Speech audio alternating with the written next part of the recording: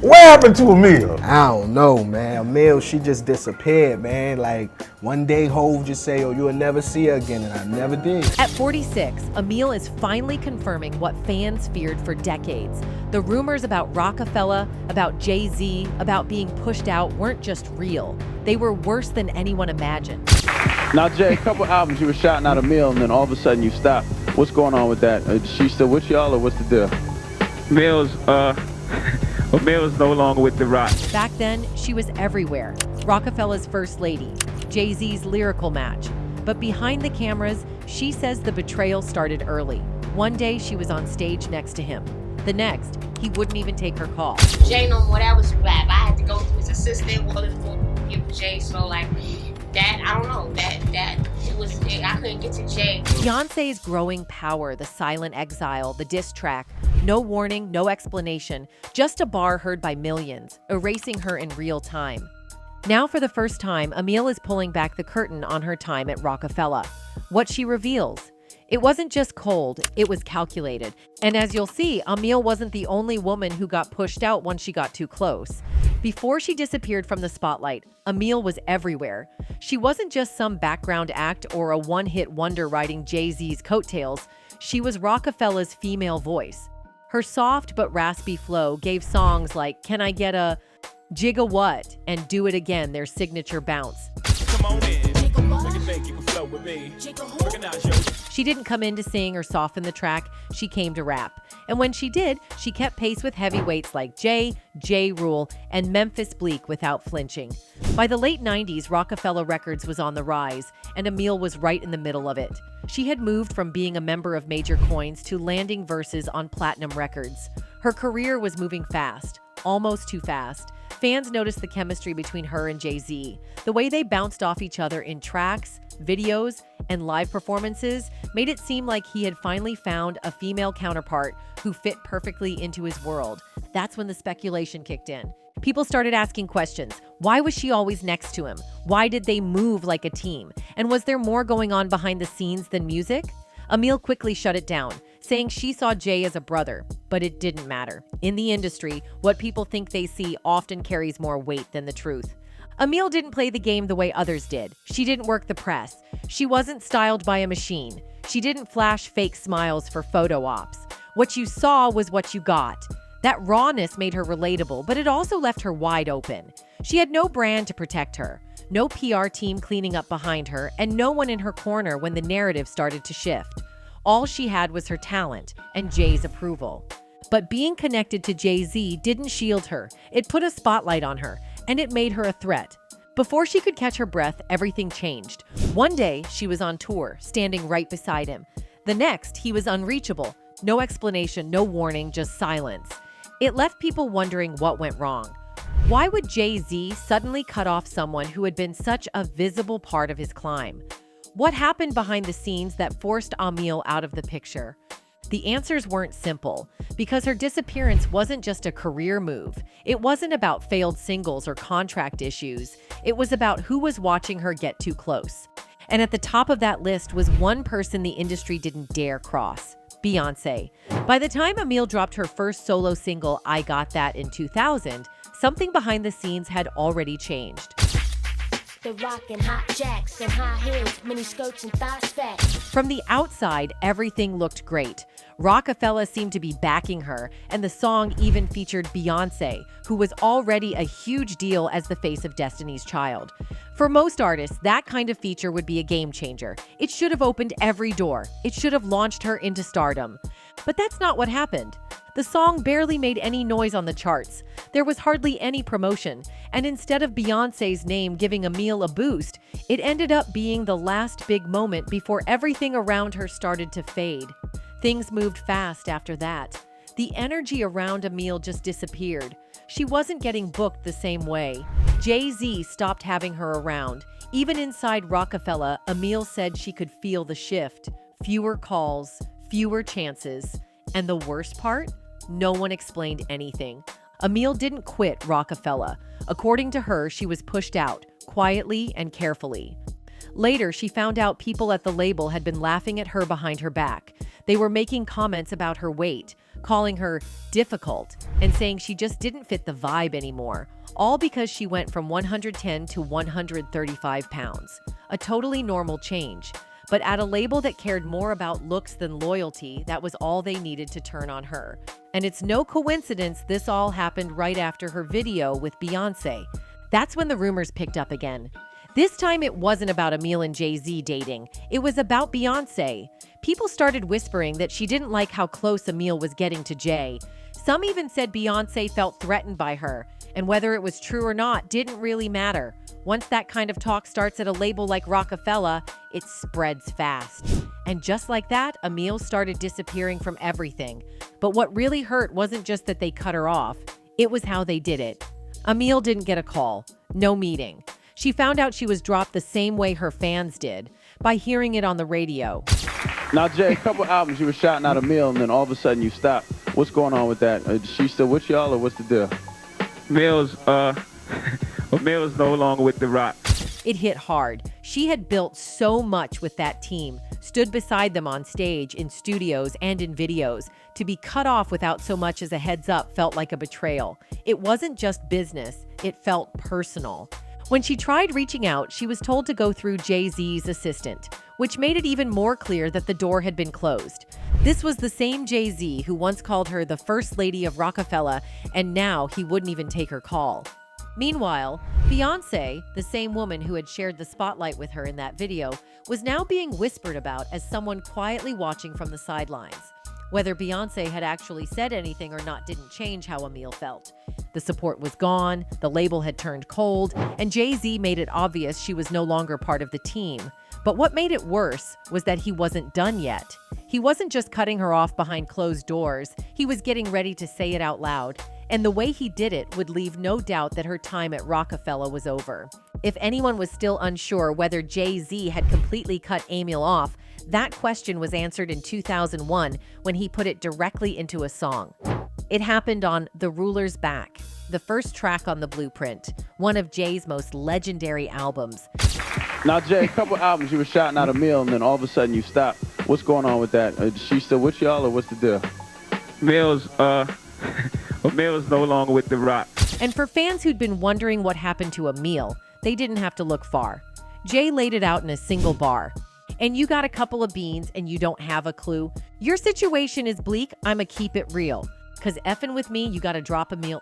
That was it. No conversation, no phone call, no interview, just a bar on a massive record heard by millions. Jay never addressed her by name in public, but this line said everything. Amil was out. And the way he delivered it made it clear.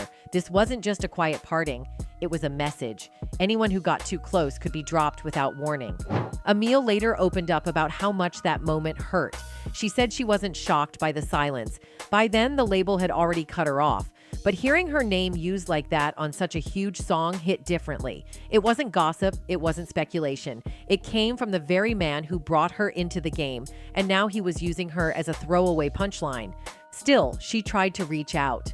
In a 2018 interview, Amil explained that she made several attempts to get in contact with Jay-Z, but he never responded. She said she didn't understand what changed or why things had turned so cold. All she knew was that her time at Roc-A-Fella was over, and Jay had no intention of talking about it, let alone fixing it. What made it worse wasn't just the silence, it was how deliberate it all seemed. Jay didn't quietly fade her out, he made it public. He called her name out like it was baggage he had to drop. He took someone who had stood next to him on tour, on records, in videos, and reduced her to one clever bar. And just like that, the industry followed his lead. No one asked about Amil anymore. If Jay was done, everyone else moved on too. Amil never got the chance to tell her story in full. No major interviews, no redemption arc, just silence. And when she finally tried to speak up and explain what happened, nobody seemed to care. Even with all that pain, Amil didn't lash out. In that same 2018 interview, she made it clear, "I don't have no hate for him, but I still don't understand why it had to be like that." She never threw dirt on his name. She didn't beg for a comeback. She didn't chase headlines. But that doesn't mean it didn't hurt. It did, deeply. Because for Amil, that lyric wasn't just a throwaway line. It was the final blow. The door had officially closed, and the whole world watched it happen. What's still unclear is why it ended the way it did. Jay-Z never explained. And the more you look at the timeline, Amil's rise, her sudden disappearance, and the quiet hostility that followed, the more it becomes obvious that this wasn't just about music. It was about power, about control. And Amil was one of the first to feel what it meant to be on the wrong side of it. But before the charts, before the videos, before Roc-A-Fella, Amil had already survived more than most people knew. Long before the music videos and record deals, Amil Whitehead had already lived through more than most people knew. Her life didn't start in a studio. It started in survival mode. Her parents abandoned her when she was young, leaving her to be raised by her aunt. And while she loved her aunt deeply, the pain of being left behind never really faded. That kind of hurt sticks with you. It affects how you trust, how you build relationships, and what you tolerate from people who claim they're in your corner. By the time she was 19, Amil was a mom. She had a son named Pap with her boyfriend, Kendall Morgan. For a little while, having a child gave her purpose. It made her want to push forward. But life hit her hard again. Just 2 years later, her aunt passed away. And not long after that, Kendall was murdered. Within a short span of time, Amil lost the only family she had left and the father of her child. She had no team, no money, and no safety net. No one from Roc-A-Fella was there back then. Amil relied on whatever she could: public assistance, unstable relationships, even selling substances just to survive. She was honest later about how ashamed she felt, but also clear. No one gave her better options. So when the chance to rap came, she grabbed it. She was hoping it would change everything. And for a brief moment, it did. But being part of Roc-A-Fella didn't erase the trauma. It didn't fix the loss or take away the anxiety of raising a child alone. When the fame faded and the support disappeared, all those old wounds felt even heavier. In an interview, Amil admitted, "I wasn't there mentally. I was in my own world. I didn't realize what was happening right before my eyes." She wasn't built for the industry games. She didn't know how to play politics, didn't care for clubs or fake relationships. Her son had asthma, and she wanted to be home taking care of him. But in that world, needing rest or help made you look weak.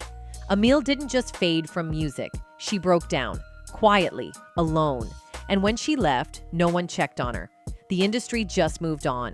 Roc-A-Fella moved on. Jay-Z moved on. But Amil's story wasn't the only one.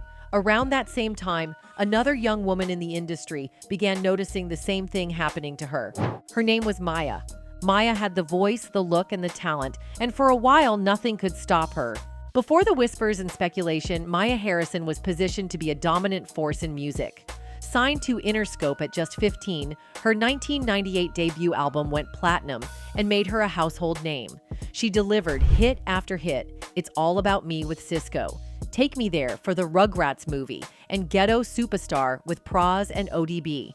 You're still living and get on down to that old jig rhythm. Maya could switch lanes effortlessly: pop, R&B, even jazz. She had range. But behind the scenes, things started shifting. Her fourth album, Control Freak, was shelved, retitled Liberation, then dumped in Japan with no US release. She never took legal action. She walked away quietly, started her own label, Planet 9, and the calls stopped. To fans, it looked like a career slowdown. But when Maya finally opened up in interviews, she hinted at powerful men, shady propositions, and offers she refused. Then people started asking if her silence was forced. One song in particular raised eyebrows: Best of Me, Part 2, with Jay-Z. It wasn't just a remix, it was chemistry on full display. And once that track dropped, the attention Maya got off stage changed everything.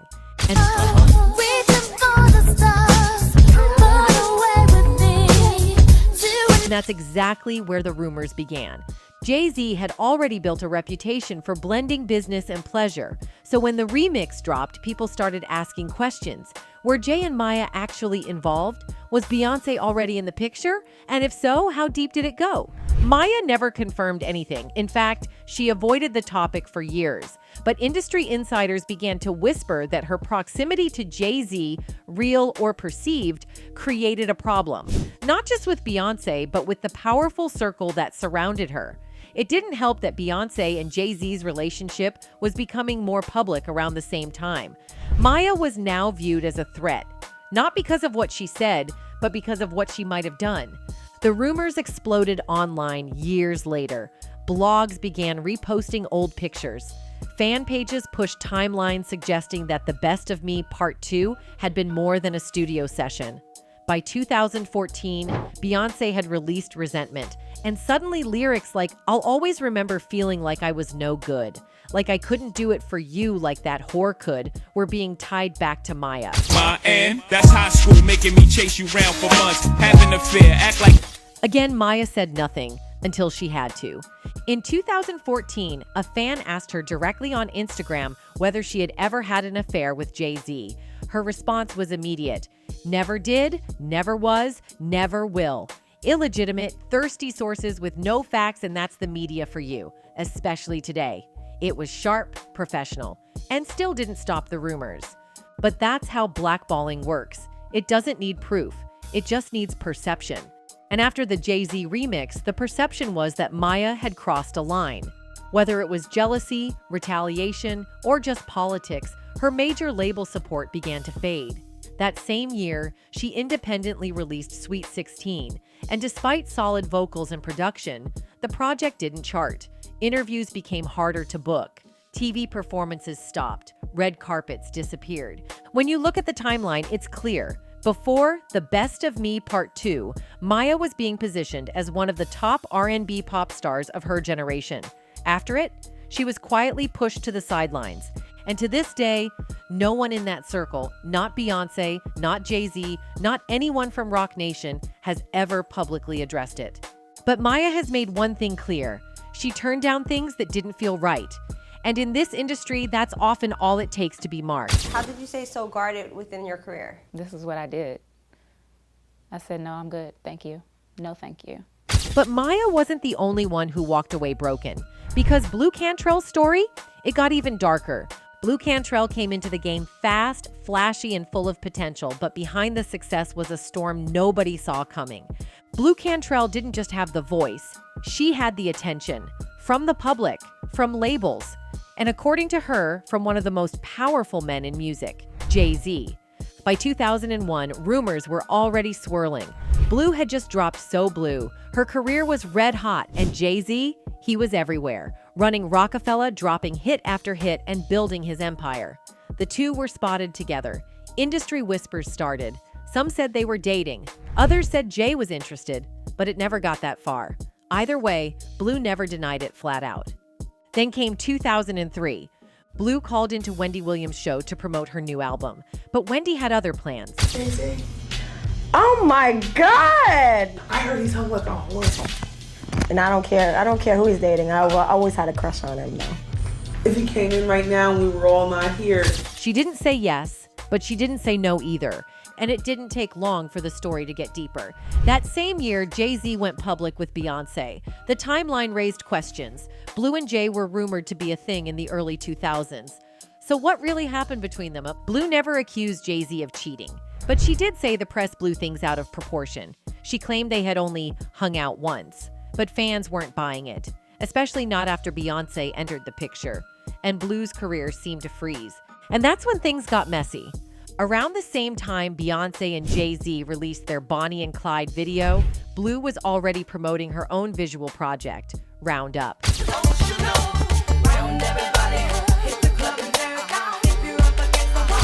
And she didn't hold back when she saw what Beyoncé did. That Bonnie and Clyde video looked real familiar to what I just dropped, she said. Sound like it's supposed to be the 03 Bonnie and Clyde, Hov and B. Then came the Sean Paul situation. Blue had just released Breathe, a massive hit in the UK that paired her with Sean Paul. My girl, for the fourth time, make it very clear to you, you're very dear to me. The chemistry was undeniable, and the song topped charts across Europe. Not long after, Beyoncé dropped Baby Boy, featuring Sean Paul. Same dancehall energy, same Caribbean vibe, same collaborator. Baby boy, you stay on my mind, fulfill my fantasy. Come on, girl, tell me how. To Blue, this wasn't coincidence, it was a pattern. She told reporters her song Baby Boy has the exact word breathe in the hook. She's ripping me off. But there's no animosity, I'm just disappointed. Beyoncé is talented. She didn't have to do that. But then came the warning. Blue had had enough. She said, Maybe she's doing it for press. But she needs to understand, if she goes there with me, it's the wrong move. I'm a master at singing. Blue started making comparisons, started pointing out how Beyoncé's visuals mirrored her own, and the public started noticing too. Some even pointed to Beyoncé's lyrics in Signs, where she whispers, "I was in love with a Sagittarius. I've been hurt by a Pisces." Jay-Z is a Sagittarius. Blue Cantrell, a Pisces. Coincidence? Maybe. But to Blue, it was a shot. She told The Guardian, if Beyoncé has a problem with her man, she should deal with him. Don't take it out on me. That same year, Blue Cantrell posted a calm but mysterious tweet congratulating Jay-Z and Beyoncé on the birth of their daughter, Blue Ivy. But fans didn't see it as friendly. To many, it felt like subtle shade. Because out of all the names in the world, Jay and Beyoncé chose Blue, the same name as the woman many believe they quietly pushed out of the spotlight. By 2004, Blue's career wasn't just slowing down, it was falling apart. She lost her label deal, her visibility, and her momentum. According to Blue, this wasn't a coincidence. She said Beyoncé didn't just outshine her, she actively blocked opportunities behind the scenes. It started at Arista Records. After 2 successful albums and a global hit, Blue expected a 3rd album, but suddenly her contract was gone. No renewal, no explanation. She later found out her lawyer had started working for them. Her royalties, mismanaged. Her catalog, frozen. The people she once worked with stopped answering her calls. Meanwhile, Beyoncé's career was skyrocketing, surrounded by the same industry players Blue used to know. Blue kept things polite in public, but behind the scenes, she believed Beyoncé had a hand in her downfall. In any case, just like Blue faded from the spotlight, Amil too got pushed out. First they said she was too loud, then they said she didn't fit the image, then the calls stopped, then the silence came, and when she finally heard her name again, it was in a diss track from the man who once introduced her to the world. She never got the call, never got a reason, never got closure. She just watched as the same people who once stood beside her pretended she'd never been there at all. Anyway, that's it for this video, folks. Bye.